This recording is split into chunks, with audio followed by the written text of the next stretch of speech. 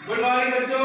Good morning बच्चों। आज हमारा नया टॉपिक है वृत्त, ठीक है ना। तो पिछली कक्षा में हमने ज्योमेट्री से संबंधित आपको क्या पढ़ाया था, समांतर चतुर्भुज पैरेललोग्राम पढ़ाया था।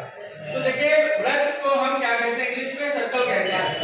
तो इसका परिचय पहले हम सर्कल के बारे में जान लेते हैं कि सर्कल बेसिकली होता क्या है, वृत्त होता क्या है। तो वृत्त के बारे में पिछली कक्षाओं में आप लोगों ने पढ़ा होगा, लेकिन यहाँ पर हम वृत्त की आपको दो परिभाषाएं बताते हैं। देखिए सपोज दैट ये कोई बिंदु है बच्चों, क्या है, ये बिंदु है। इस बिंदु को हम स्थिर बिंदु कहते हैं। क्या कहते हैं बच्चों? ये स्थिर बिंदु है। अब है क्या, आपने देखा होगा कि जब आप प्रकार से वृत्त बनाते हैं तो प्रकार में एक प्रकार की नोक होती है जिसको आप फिक्स रखते हैं, दूसरा आपकी पेंसिल की नोक होती है। क्या करता है, और पेंसिल की नोक प्रकार की नोक के बीच की जो दूरी है इसको आप त्रिज्या कहते हैं। तो वो दूरी सदैव नियत रहती है, तभी तो वृत्त बनता है। तो अब आप इसी से समझ लो कि स्थिर बिंदु से नियत दूरी पर, ठीक है, स्थिर बिंदु से नियत दूरी पर एक जो बिंदु दूसरा होता है जिसको पेंसिल की नोक मानो, ठीक है, ये आपका ये गतिमान बिंदु होता है। तो क्या होता है, गतिमान बिंदु होता है। तो इस बिंदु का बिंदु पथ का मतलब होता है रास्ता। जैसे ये कोई आपका पॉइंट है, ये देखो पॉइंट ये चल रहा है, तो एक रास्ता बन गया। जैसे मैं चल रहा हूं तो मेरे चरण जहां पर है इसको मिला दोगे तो एक रास्ता तैयार होगा। तो ऐसे ये बिंदु का रास्ता दो जो ज्यामितीय स्थितियां हैं उनके सापेक्ष ये बिंदु रास्ता तय करता है। देखिए ये आपका स्थिर बिंदु हो गया जिसको प्रकार की नोक कहते हैं, और ये गतिमान बिंदु हो गया जिसको हम पेंसिल की नोक कहते हैं। तो जब कोई बिंदु किसी नियत बिंदु के चारों, स्थिर बिंदु को चारों ओर नियत दूरी पर अपना जो रास्ता तैयार करता है वो वृत्त बनता है। तो इसकी परिभाषा क्या होती है, आप सभी लोग ये लिख लेंगे कि किसी बिंदु पर जो स्थिर बिंदु से नियत दूरी पर रहता है वृत्त कहलाता है। किसी बिंदु का ये P बिंदु है और ये स्थिर बिंदु आपका O है। किसी बिंदु का बिंदु पर मतलब बिंदु के द्वारा तय किया गया रास्ता जिसकी स्थिर बिंदु से दूरी सदैव नियत रहती है उसको क्या कहते हैं, ये देखिए रास्ता तय कराइए। तो अब बच्चों क्या है, ये बिंदु देखिए, ये बिंदु का बिंदु पथ हो गया, ये नियत दूरी हो गई जिसको त्रिज्या कहते हैं, ये स्थिर बिंदु हो गया जिसको आप केंद्र कहते हैं। बात समझे कि नहीं? तो आप लिख लेंगे किसी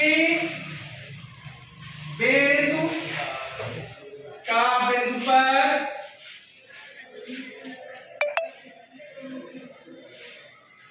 जिसके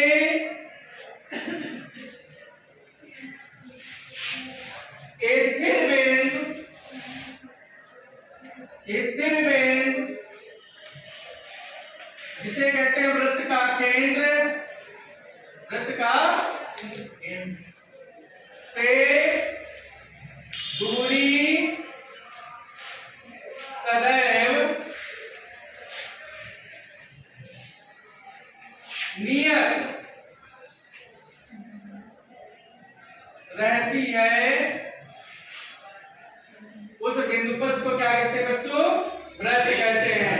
उसे वृत्त या सर्कल कहते हैं। नोट कर लीजिए।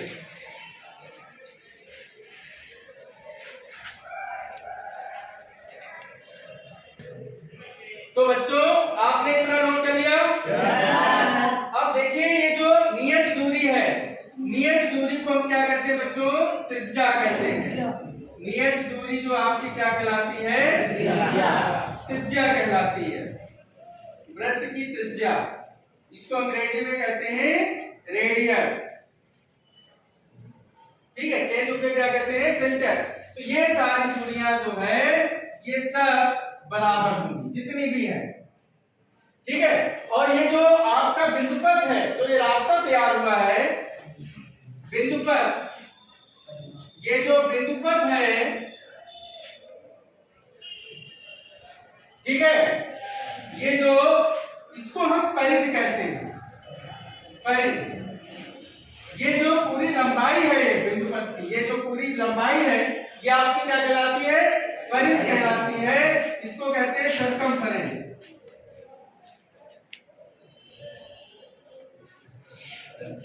ठीक है ना। और केंद्र से होकर जाने वाला परिधि का एक बिंदु ये ले लेते हैं, और यहां से केंद्र से होकर जाने वाली जो रेखा होती है, पूरा केंद्र से होकर जाने वाली जो रेखा है AB, ये कहलाती है व्यास। क्या कहलाती है, व्यास। ये व्यास बेटा यहाँ पर क्या है, ये AB आपका व्यास है, जो कि त्रिज्या की दोगुनी होती है। व्यास क्या होती है, 2 गुना त्रिज्या। इतना आप लोग समझ लीजिए, ठीक है ना। और इसके आगे हम नेक्स्ट वीडियो में डिस्कस करेंगे।